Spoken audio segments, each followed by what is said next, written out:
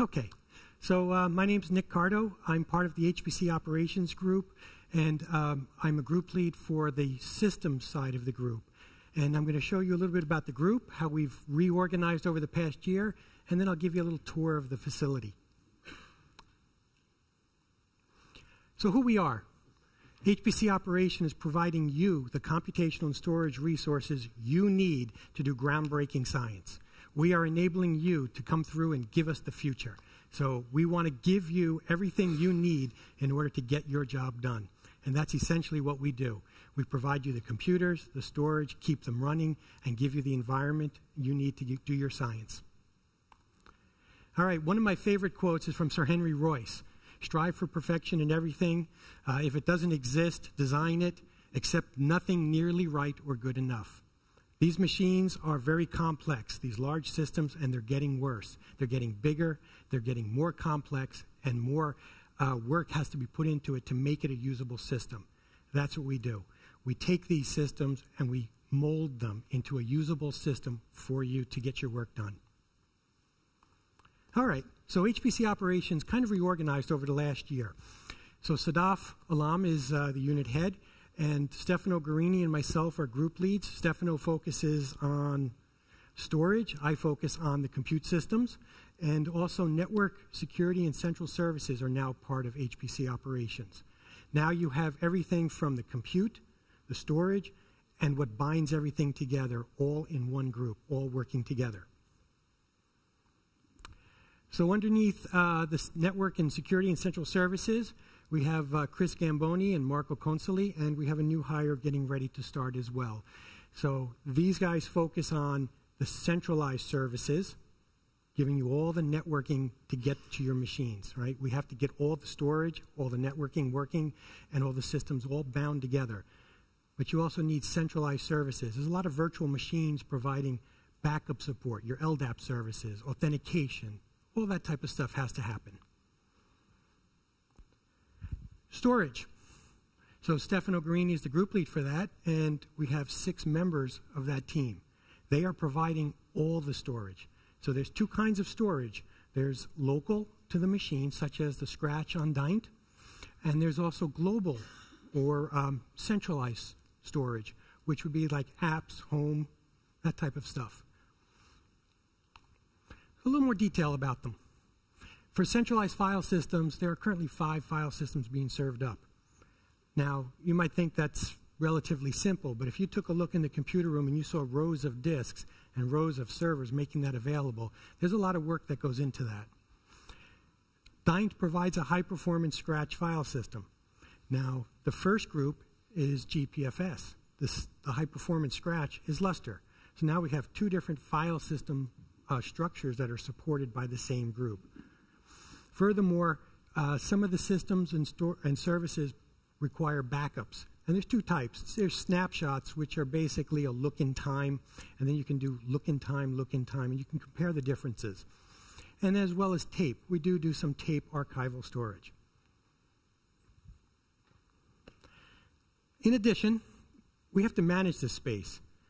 As users of our systems, you love to create data, and you love to occupy as much space on the disk as possible. But it's not an infinite resource. We have to manage that. So we do have a system called Robinhood running in the background, which is monitoring the Scratch usage, and it kicks in and does purging of files to keep us with the free space we need. Space enforcement. Well, we know everybody's data is very important, but you all can't have all the disk to yourself. So we must isolate you somehow, and we use file sets, which is part of GPFS. And this allows us to grant you access to storage in a fair way for everyone on the machine. We do have some specialized data movers, which we have a separate talk coming up after this on that. Now, another important aspect is they're doing capacity and capability planning. Now, we have the disks now, we have storage, you're using it now, but what do you need 3 years from now? We can't wait until the demand is there. We need to meet the demand as it comes up. So there's a little bit of forward looking going on. Now we come to the system side of things. So we're providing the compute side. Stefano's group handles the storage side. So all the compute systems that you log into and use, that's what we are managing. And I have 8 people working with me on that. If you've ever called in a problem and worked with anyone, you've probably recognized some of the names. Now, the systems are very specialized. The Cray systems are highly specialized and require a deep knowledge of the machine in order to manage it and provide you with the resource itself. So we have a specialized team, but it's very diverse. And I'm going to take you through the computer center and show you why that's important. So we're maintaining everything about it, not only the systems themselves, the batch system. We're planning the upgrades. We're also removing systems and installing systems. We just decommissioned Rosa. And also the programming environment. In order for you to build your application, you have certain needs. So we must make sure those needs are met. So I thought I'd take you through the computer room. I don't know how many of you have actually seen the computer room, but this is an actual photo of the computer room. It's relatively large, has a little bit of empty space in it, but it's quite full. So I'm going to take you through and show you the machines you use. The first system when you log into CSCS is Ayla. And you probably all have some idea of what Ayla is inside your head there of what you're going to see. Well, you see those 3 green lights on the top? That's Ayla. It really is just a few small servers sitting in a cabinet, but it's providing a critical function to you. There's actually a 4th server in another location that's electrically connected differently, so we have some redundancy in the event of a catastrophe. But that's where you come into. The next likely candidate is Pittsdynt and Pittsdora. So here's a photo of Pittsdynt, which is blocking the view of Pittsdora. It's sitting behind it, but these are all Cray XC systems, so very specialized systems. And I'm not sure if anyone's familiar with what they are. You'll see those narrow cabinets. Those are actually blowers because it's horizontally cooled instead of vertically. So it's pulling the air in from the left and drawing it out to the right. Another system some of you may be using is Pilatus. And it's just servers in a cabinet, but it's providing critical resources to you. And you'll notice these cabinet around the rack. All the equipment on the floor is either liquid cooled or it's inside what we call an island, which captures the heat so that we're not exhausting it into the room. That way we can be very efficient in how we cool the computer room. Rothorn, I don't know if anyone in here is using it, but it's just an SGI, nice large memory system, single cabinet. But we also have other machines. These are very specialized systems serving a special purpose. So the first group are the general use machines, and now I have a group that are specialized systems. This one is Hoodie, which is also a Cray. We have Albus and Lema, which are also Crays. And on the right, you can get a good look at what one of the islands looks like. We're also supporting the Blue Brain project, and here's their Blue Gene Q. Phoenix is part of the grid community. And Monk as well. So I just showed you a whole bunch of computer systems that are maintained by just those 8 people. So we're working round the clock on things, keeping things moving, keeping them maintained. And we have one other one. Sorry, missed that one. This is an IBM Data Plex. So diverse manufacturers, diverse architectures with diverse specializations. We do system maintenance. In fact, we just had a center-wide maintenance. And during that maintenance, this photo was taken. For Pittsdora, we actually ripped out all the fiber optic cables for the interconnect and replaced them. And that's a photo of the cables coming out of the machine. So the engineers worked to pull them out and replace them all during that downtime. Now we're making some changes to the maintenances to better improve your environment and how you work in the center. We're going to be staggering them. So the individual systems will take a maintenance based on a demonstrated need. So we're no longer going to take the entire center down every month away from you for a whole day. You may see, in this case, on the bottom, you'll see that Dora is going to go down on June 9th, but only Dora. The rest of the center will stay operational. And you'll continue to see that trend. As a need arises, we'll schedule a maintenance for that system. However, we will be taking the center down 3 times a year to do very large infrastructure-related work, which has to be done. So when storage has to be worked on, the network, or even the facility itself, we'll plan it to happen only 3 times a year. And to help you understand this, when you log into AILA, you'll see a new format of the MOTD, which will tell you which system and the time and the date that it's going to go down. So here we're trying to give you more information about what to expect. We work a lot of problems. We resolve some 40+ problems, tickets, actual problem tickets a month. This is in addition to the problems we handle that we detect and fix on our own. Some of these are system problems, node failures, maybe a GPU is not performing. So these are system-related ones. Some of them are generated from the community. Some of them are your problems that get passed down to us that require some sort of specialized expertise. We also deal with special requests. You know, things happen and maybe there's a need for a special queue. Maybe there's some dedicated processing or reservation. Software requests. Your work requires specialized software. Maybe you need a new version. Maybe we have to upgrade something. So we manage software levels. But in addition, we're very cautious about how long it takes to give you resolution to the problems that are escalated to us. So in most cases, we can resolve the problem in the same day we get it, which is very good. Some of them are a little more challenging, and those will be resolved in about a week. However, we do have some that linger on because they're either very difficult or we're going back with the vendor, working with them, and those can take a long time to fix. One key thing to remember, when you report a problem, we fix it, but we just don't fix the problem. We look at what triggered it and how was it detected. If we can detect it before you can, we've done a good service.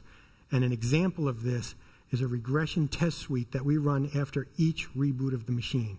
So we go through, we run this test suite, and we make sure the system is functioning to your level and your needs. This bottom chart is actually a daily plot of the tickets that I monitor every day from our team for the different machines. So you can see we're doing quite a few tickets, but we're getting ahead of the game finally. Everything is starting to come down, which is a good sign.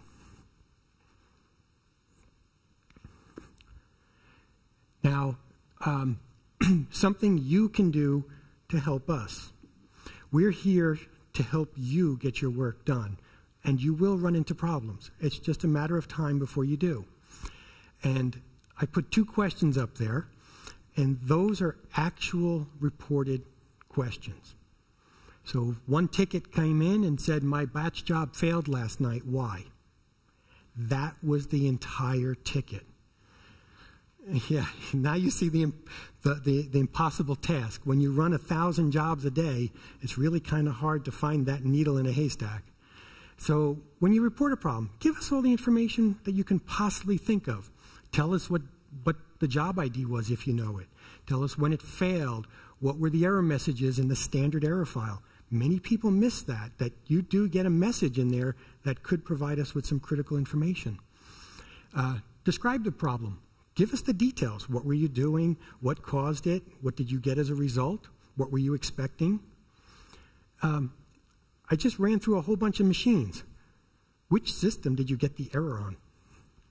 Sometimes we have to guess and try and figure it out. But we're running work on all these machines, and when you say, my job failed, we have to figure out which machine to go look at to see which one has a problem. Another a message I've seen was, I received this strange error. Is something broken? That's the whole ticket. Okay, what was the strange error? What were you doing? When did it occur? Is it still happening? How can we reproduce it? So things like this, feel free to provide all the details you can, including pointers to codes and your output files. We'd love to have all that. And when you're doing interactive stuff, which system or node were you on? We have hundreds of nodes out there where you could be on. And when you say, I got this error on, and you don't say which machine, we have to figure that out. You don't say which node you were on, we have to try and figure that out, or go back and forth with you. If you can give us the details up front, we can get to the resolution a lot faster and give you a better, enhance your experience. And I tried to help get us back on time, but I'll be happy to take questions if you have any.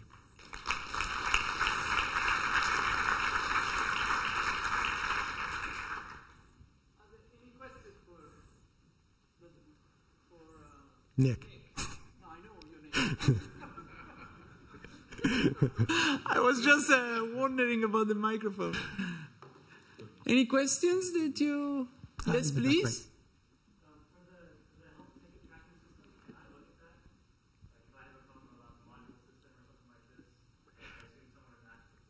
No, you can't search all the tickets in the system, if that's what you were getting at. Other questions? Yes, please. So just, personal question. I'm looking at Cardo, and I was like, I'm actually not using running very important stuff, but I would have some stuff that I may run if nobody else is using the machine. Are there like any possibilities of having like some out of quota like resources for like low priority, not critical jobs?